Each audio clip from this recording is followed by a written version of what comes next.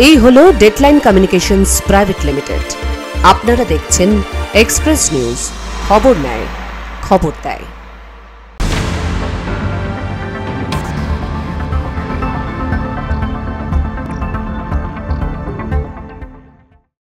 Express Today brought you by Ambe mining private limited. নমস্কার, Express নিউজে আপনাদের প্রত্যেকের স্বাগত। আমি ফাল্গুনী, শুরু করছি এক্সপ্রেস টুডে।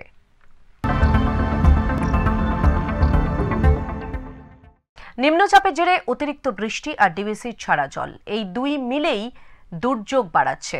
বন্যা পরিস্থিতি দেখা দিচ্ছে একাধিক এলাকায়।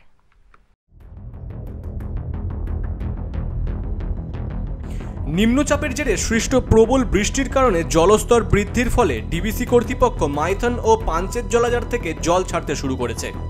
শুক্রবার থেকে মাইথন বাঁধ প্রায় 7,000 কিউসেক এবং পাঞ্চেত বাঁধ থেকে 38,000 কিউসেক, অর্থাৎ মোট 45,000 কিউসেক জল ছাড়া হয়েছে। এই বিপুল পরিমাণ জল ছাড়ার ফলে দামোদর নদের অববাহিকায় প্লাবনের আশঙ্কা দেখা দিয়েছে। নদী তীরবর্তী নিচু এলাকাগুলিতে বসবাসকারী মানুষজনদের সতর্ক থাকতে বলা হচ্ছে।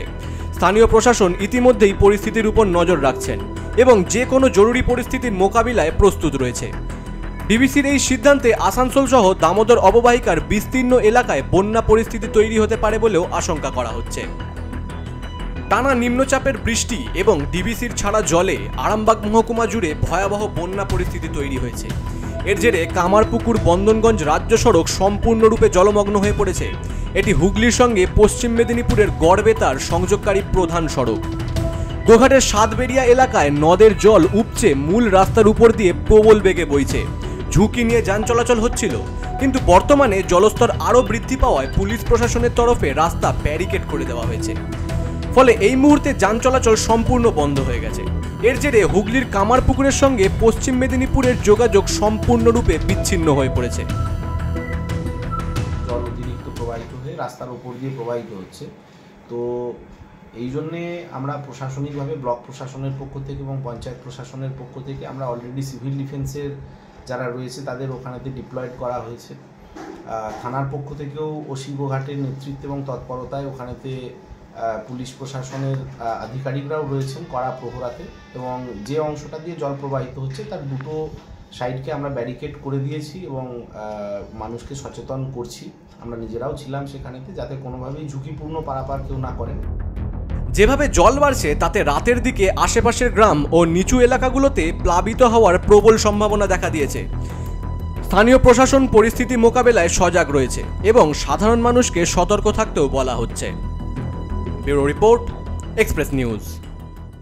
এক সময় যা ছিল বর্ধমানের গর্ব, যা পাড়ি দিত দেশ বিদেশের বাজারে, সেই ঐতিহাসিক কাঞ্চননগরের ছুরি-কাঁচি শিল্প আজ কর্মীর অভাবে বিলুপ্তির পথে। কাঁচামালের মূল্যবৃদ্ধি এবং সরকারি উদাসীনতা এই শিল্পকে ঠেলে দিয়েছে গভীর সংকটে।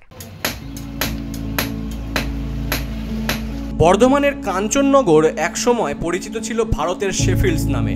এখানকার সুদক্ষ কারিগরদের হাতে তৈরি ছুরি, কাঁচি, বটি, দা, কুড়ুল, এমনকি তলোয়ার এবং লোহার শিকলও দেশ বিদেশে ব্যাপক সুনাম অর্জন করেছিল। হাপড় টেনে লোহাকে পিটিয়ে শৈল্পিক রূপ দেওয়াই ছিল তাদের নিত্যদিনের কাজ। এই শিল্প শুধু এলাকার অর্থনীতিকেই চাঙ্গা রাখত না, বরং বর্ধমানের ঐতিহ্যকেও বহন করত। তবে বর্তমানে এই শিল্পের ভবিষ্যৎ ঘোর সংকটে। শিল্পের সঙ্গে যুক্ত কর্মীরা একে একে এই পেশা ছেড়ে অন্য জীবিকা বেছে নিচ্ছেন। কাঁচামালের লাগাম ছাড়া মূল্য বৃদ্ধি, বিশেষত লোহার দাম বৃদ্ধি, ছোট ছোট কারিগরদের পক্ষে এই শিল্প চালিয়ে যাওয়া অসম্ভব করে তুলেছে। উপরন্তু আধুনিক যন্ত্রনির্ভর যুগে হাতে গড়া এই শিল্পের কদরও কিছুটা কমেছে।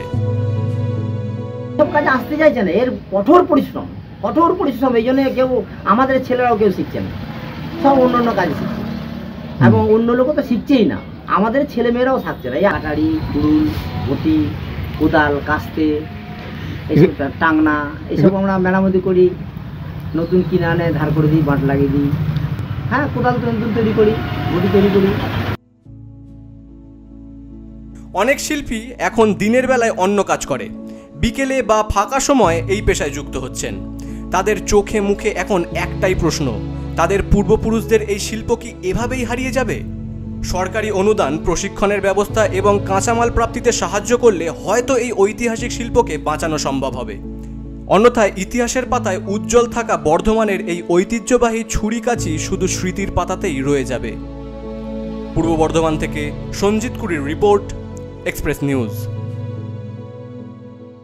অজ্ঞাত পরিচয় ব্যক্তির মৃতদেহ উদ্ধার, চাঞ্চল্য লিলুয়ার জয়পুর বিলে। জাতীয় সড়কের সার্ভিস রোডের পাশে আবর্জনার স্তূপ থেকে রক্তাক্ত দেহ উদ্ধারের ঘটনায় দানা বাঁধছে রহস্য। শরীরে আঘাতের চিহ্ন, খুনের অনুমান পুলিশের। তদন্তে নেমেছে লিলুয়া থানার পুলিশ। এলাকায় তীব্র চাঞ্চল্য।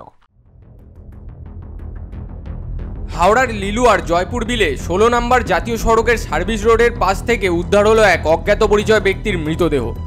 এই ঘটনায় এলাকায় ব্যাপক চাঞ্চল্য ছড়িয়েছে। স্থানীয় বাসিন্দারা সার্ভিস রোডের পাশে আবর্জনা স্তূপের কাছে মৃতদেহটি দেখতে পেয়ে লিলুয়া থানায় খবর দেন। খবর পেয়ে দ্রুত ঘটনাস্থলে পৌঁছায় লিলুয়া থানার পুলিশ। পুলিশ মৃতদেহটি উদ্ধার করে ময়না তদন্তের জন্য পাঠিয়েছে। পুলিশ সূত্রে জানা গেছে মৃত ব্যক্তির শরীরে একাধিক আঘাতের চিহ্ন রয়েছে। প্রাথমিকভাবে পুলিশের অনুমান এটি নিছক দুর্ঘটনা নয়, এর পেছনে কোনো অপরাধমূলক ঘটনা থাকতে পারে। একটা ডেড বডি মেল আছে, তো এখানে ডাম্প করে রাখা আছে, এখানে পড়ে আছে আর কি। তো বডিটা নিয়ে যাওয়া হয়েছে, একটা ইউডি কেস তো স্টার্ট হবে, তারপর পোস্টমর্টেম হবে, যা যা আমাদের লিগাল যা আছে সেগুলো আমরা করব। করার পর তারপর তো এখন খুব প্রিলিমিনারি স্টেজে আছে, আমরা তদন্ত করে দেখছি কি আছে এক্স্যাক্টলি। কি বুঝলেন দেখে মনে হলো কি মার্ডার ফাটার কিছু? তো পুরোটা তো ওটাই বলছি, মানে পুরোটা তো ওটা তো পোস্টমর্টেমের পরেই বোঝা যাবে, তো এটা এখনই কমেন্ট করাটা ঠিক হবে না। ঘটনাস্থল সম্পূর্ণভাবে ঘিরে রেখেছে পুলিশ। ফরেনসিক দলও ঘটনাস্থলে পৌঁছেছে এবং নমুনা সংগ্রহ করা হচ্ছে। ইতিমধ্যেই ঘটনার তদন্ত শুরু করেছে লিলুয়া থানার পুলিশ। মৃত ব্যক্তির পরিচয় জানার চেষ্টা চলছে এবং ঘটনার পেছনের রহস্য উন্মোচনের জন্য বিভিন্ন দিক খতিয়ে দেখা হচ্ছে। Bureau report, express news. আধুনিক সভ্যতার আলো থেকে বহু দূরে পুরুলিয়া 1 নম্বর ব্লকের মানারা গ্রাম পঞ্চায়েতের অকরবাইদ গ্রামের সহিস পাড়ার প্রায় 15টি পরিবার গত 20 বছরেরও বেশি সময় ধরে এক তীব্র জলসংকটের সঙ্গে নিরন্তর সংগ্রাম করে চলেছে। দেখাবো তাদেরই জীবন সংগ্রামের কাহিনী। বর্ষার কয়েকটি মাস নদী জলে ভরপুর থাকলেও সে সময় নদীর প্রবল স্রোতে জলেই তাদের কাজ চালাতে হয়। বাকি সময় যখন নদীর জল কমে যায় তখন চুয়া কেটে তাদের জল সংগ্রহ করতে হয়। এই চুয়ার জল সব সময় পর্যাপ্ত বা পরিষ্কার হয়ও না। গ্রামবাসীরা জানান দীর্ঘ 20 বছরেরও বেশি সময় ধরে তারা এই কষ্টের মধ্যেই জীবন যাপন করছেন। প্রশাসনের কাছে বারবার আবেদন জানিয়েও কোনো সুরাহা মেলেনি। বর্ষার সময় বালি ডুবে যায়, তখন আমরা এদিকে ওদিকে জল খাই বাঁধের পুকুরে। আমরা যতদিন এখানকে বাস করছি ততদিন এলে, এখন আমাদের 20-25 বছর বাস করা এখানে হয়েছে। গ্রামে একটি নলকূপ থাকলেও সেটি খননের পরদিন থেকেই ঘোলাটে এবং দুর্গন্ধযুক্ত জল বের হয়, তা ব্যবহারের জন্য সম্পূর্ণ অনুপযোগী। ফলস্বরূপ গ্রামবাসীরা বাধ্য হয়ে নদীর দূষিত জল ব্যবহার করেন, যা স্বাস্থ্যের জন্য মারাত্মক ঝুঁকির কারণ। জলের সমস্যা ঢেরেই হইতো, আমরা তো নদীর জল আনি খাই দিন থেকে। যতদিন আমরা এখানে বনবাস করে আছি ততদিন নদীর জলে খাই। বর্ষার দিনে এখানেও ইয়ে করে বহির জল খাই আমরা। অকরবাইদ গ্রামের সহিসপাড়ার এই অসহায় মানুষগুলোর দুর্দশা চোখে আঙুল দিয়ে দেখিয়ে দেয় আজও দেশের বহু প্রত্যন্ত অঞ্চলে ন্যূনতম নাগরিক সুবিধা যেমন বিশুদ্ধ পানীয় জল কতটা দুষ্প্রাপ্য। এই গ্রামবাসীদের জন্য একটি স্থায়ী পানীয় জলের ব্যবস্থার দিকে দ্রুত প্রশাসনের নজর দেওয়া অত্যন্ত জরুরি। তাদের দীর্ঘদিনের এই জলকষ্ট দূরীকরণে কি কোনো পদক্ষেপ নেওয়া হবে, নাকি আজও তারা নীরবে প্রকৃতির উপর নির্ভরশীল হয়েই জীবন কাটাবে, সেটাই এখন দেখার বিষয়। Bureau report, express news. Express টুডেতে এখন নিয়ে নেব একটা ছোট্ট বিজ্ঞাপন বিরতি। বিরতির পর ফিরে আসছি, সঙ্গে থাকুন, দেখতে থাকুন এক্সপ্রেস টুডে। দেশের অগ্রগতিতে সদা জাগ্রত Ambe mining private limited. Coal mining থেকে কোল ওয়াশিং, কনস্ট্রাকশনের নয়া দিশারে আম্বে মাইনিং প্রাইভেট লিমিটেডের ঠিকানা circular road 9th floor, block number 92, AJC Bose road, Kolkata 700017। বিশদে জানতে ফোন করুন 03322892508। ফিরে এলাম বিজ্ঞাপন বিরতির পর। আপনারা দেখছেন এক্সপ্রেস টুডে। 70 বছর বয়সী কালী কিঙ্কর সেন বাঁকুড়ার শিহরের ভগবানবাটি গ্রামের বাসিন্দা হলেও বর্তমানে আরামবাগের বেনে পুকুরে থাকেন তিনি। দু চোখ অন্ধ হলেও তার কণ্ঠের জাদুতে তিনি পথে পথে গান গেয়ে জীবিকা নির্বাহ করেন এবং মাতিয়ে রাখেন পথ চলতি মানুষদের। গানই যেন তার জীবন ধারণের একমাত্র উপায়। জন্মগতভাবে দৃষ্টিহীন না হলেও 4 বছর বয়সে ভুল চিকিৎসার কারণে তিনি দৃষ্টিশক্তি হারান। অভাবের সংসারে পড়াশোনা হয়নি। মাত্র 9 বছর বয়স থেকেই গান গাওয়া শুরু করেন কালীকিঙ্কর বাবু। গ্রামোফোনে গান শুনে গান শিখতেন। পরে সঙ্গীত অধ্যাপক রংলাল মিশ্র তাকে গানের তালিম দেন। গানই এখন তার সবকিছু। তিনি নিজেই ঢোল বাজিয়ে বাউল, শ্যামা সঙ্গীত, মাটির গান, আধুনিক সব ধরনের গান পরিবেশন করেন। নিজের জীবন নিয়েও অনেক গান বেঁধেছেন।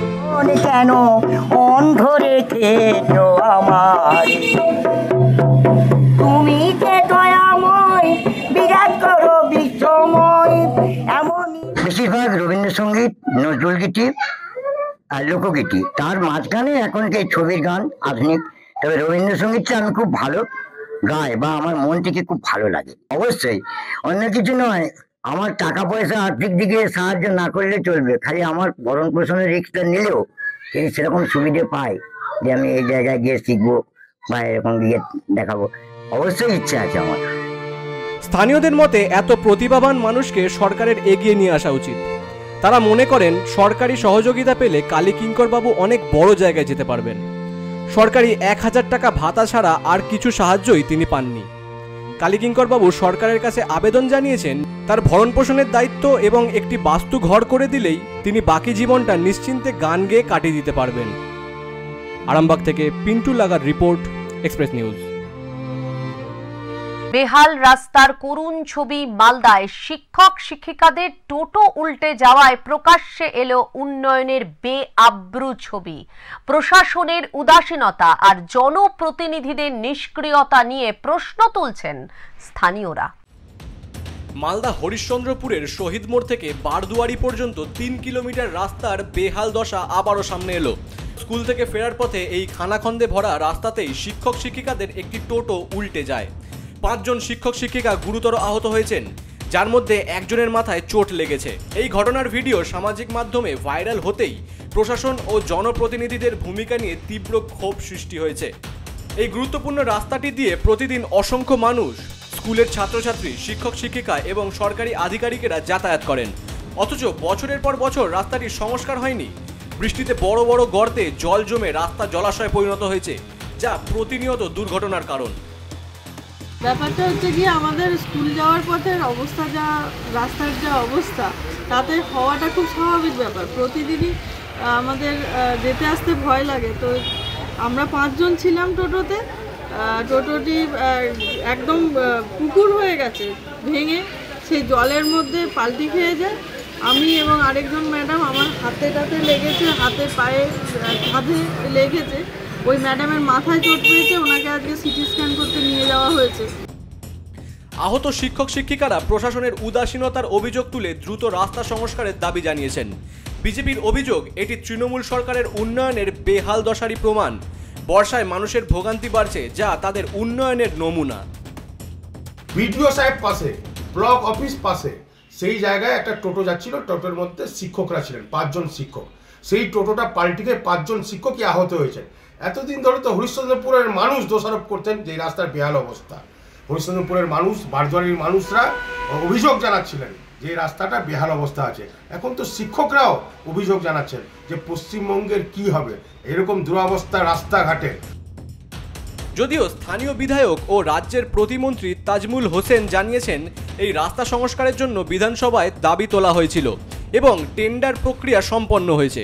দ্রুত কাজ শুরু হবে বলে তিনি আশ্বাস দিয়েছেন। রাস্তার জন্য পিডব্লিউডি মিনিস্টারকে বলা গেছে, টেন্ডারও হয়ে গেছে, সবকিছু হয়ে গেছে। টেন্ডার সব হয়ে গেছে বারদুয়ারি রাস্তা। আচ্ছা, মানে হ্যাঁ বলছি কত টাকা টেন্ডার ধরা হয়েছে? টেন্ডার কত টাকা ওটা ইঞ্জিনিয়াররা বলতে পারবে, কিন্তু টেন্ডার হয়ে গেছে। আমাকে কালকেই বিধানসভায় বলে দিয়েছে টেন্ডার প্রসেস। তবে প্রশ্ন উঠছে, এত গুরুত্বপূর্ণ একটি রাস্তা কেন এতদিন ধরে বেহাল অবস্থায় পড়েছিল?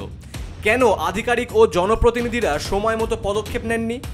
এই ঘটনা আবারও উন্নয়নের ছবিকে বেআব্রু করে দিয়েছে এবং প্রশাসনের সদিচ্ছা নিয়ে প্রশ্ন তুলে দিয়েছে। Bureau report, express news. শিলিগুড়ির হাসমি চকে বিশাল বটগাছ ভেঙে ক্ষতিগ্রস্ত হল হনুমান মন্দির। বন্ধ হিলকার্ড রোড। যুদ্ধকালীন তৎপরতায় চলছে রাস্তা পরিষ্কারের কাজ। শিলিগুড়ির হাসমি চক সংলগ্ন হিলকার্ড রোডে বুধবার গভীর রাতে একটি বিশাল আকৃতির পুরনো বটগাছ আচমকাই ভেঙে পড়ে। এই বটগাছটিকে কেন্দ্র করেই ছিল একটি প্রাচীন হনুমান মন্দির। গাছ ভেঙে পড়ায় মন্দিরটি সম্পূর্ণরূপে ক্ষতিগ্রস্ত হয়েছে। ঘটনার আকস্মিকতায় হতচকিত হলেও স্থানীয় বাসিন্দারা দ্রুততার সাথে মন্দিরের ভেতরে থাকা দেবতার মূর্তিগুলি নিরাপদ স্থানে সরিয়ে আনতে সক্ষম হন। এই দুর্ঘটনার ফলে হাসমি চক থেকে সেবক মোড় যাওয়ার গুরুত্বপূর্ণ রাস্তাটি রাত থেকেই সম্পূর্ণ বন্ধ হয়ে যায়, যার জেরে নিত্যযাত্রী ও যান চলাচলে ব্যাপক বিঘ্ন ঘটেছে। বৃহস্পতিবার সকাল থেকেই শিলিগুড়ি পুর নিগমের কর্মীরা যুদ্ধকালীন তৎপরতায় গাছ সরানোর কাজ শুরু করেছে। ধাপে ধাপে গাছের ডালপালা ও গুড়ি কেটে রাস্তা পরিষ্কার করে যান চলাচল স্বাভাবিক করার চেষ্টা চলছে। আশা করা হচ্ছে দ্রুতই এই রুটে যান চলাচল স্বাভাবিক হবে। Bureau report, express news. মুখ্যমন্ত্রী মমতা বন্দ্যোপাধ্যায়ের নির্দেশে মালদা জেলা প্রশাসনের উদ্যোগে বৃহস্পতিবার থেকে শুরু হয়ে গেছে সৃষ্টি শ্রী আম মেলা। বৃহস্পতিবার বিকেলে মেলার আনুষ্ঠানিক উদ্বোধন করা হয়। মালদা জেলা প্রশাসনের উদ্যোগে বৃহস্পতিবার থেকে শুরু হলো সৃষ্টি শ্রী আম মেলা। বৃহস্পতিবার বিকেলে প্রদীপ প্রজ্বলন এবং আম গাছের চারাতে জল দিয়ে মেলার আনুষ্ঠানিক উদ্বোধন করা হয়। উদ্বোধনী অনুষ্ঠানে উপস্থিত ছিলেন জেলা শাসক নিতিন সিংহানিয়া, মালদা জেলা পরিষদের সভাধিপতি লিপিকা বর্মন ঘোষ, বিধায়িকা সাবিত্রী মিত্র। জেলা প্রশাসন সূত্রে জানা গেছে, মালদা জেলা খাদ্য প্রক্রিয়াকরণ শিল্প ও উদ্যান পালন দফতর এবং গ্রাম উন্নয়ন দফতরের যৌথ সহযোগিতায় এই মেলার আয়োজন করা হয়েছে। মেলায় শতাধিক প্রজাতির আম নিয়ে প্রদর্শনী ও প্রতিযোগিতার ব্যবস্থাও করা হয়েছে। আম প্রদর্শনী ছাড়াও মেলায় আম নিয়ে তৈরি বিভিন্ন ধরনের মিষ্টান্ন বিক্রি হচ্ছে। মালদার কলেজ ময়দানে 19 থেকে 22 জুন পর্যন্ত 4 দিন ধরে চলবে এই মেলা। মালদার জেলা শাসক নিতিন সিংহানিয়া জানান, এই 4 দিনের মেলায় মালদা সহ অন্যান্য জেলার আম চাষিরাও অংশ নিয়েছেন। আমাদের মালদার যারা বিভিন্ন গ্রোয়ার্স আছে তাদের মালদা ম্যাঙ্গো মার্চেন্টস অ্যাসোসিয়েশন সবার সহযোগিতায় আমরা এখানে আম প্রদর্শনী হচ্ছে এবং মোর দেন 100 varieties of mangoes from the Malda district এবং নিয়ার বাই ডিস্ট্রিক্টস থেকে এখানে রাখা হচ্ছে। তাদের মধ্যে কম্পিটিশন হবে এবং যে গ্রোয়ার্সের আম আমাদের জিউরি সব থেকে ভালো পছন্দ করবে তাদেরকে অ্যাওয়ার্ড দেওয়া হবে। সেরা মিষ্টান্ন প্রস্তুতকারীকে পুরস্কৃত করা হবে এবং আম গাছের চারাও বিতরণ করা হচ্ছে। এই মেলা মালদার আম শিল্পকে উৎসাহিত করবে বলেও মনে করা হচ্ছে। Bureau report, express news. Express today এখনকার মতো পর্যন্তই। চোখ রাখুন এক্সপ্রেস নিউজে। এক্সপ্রেস নিউজ খবর নেয়, খবর দেয়।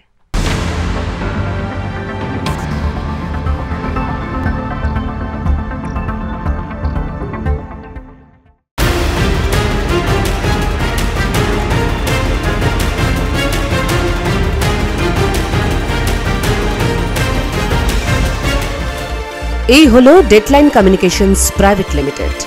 আপনারা দেখছেন এক্সপ্রেস নিউজ, খবর নেয়, খবর দেয়।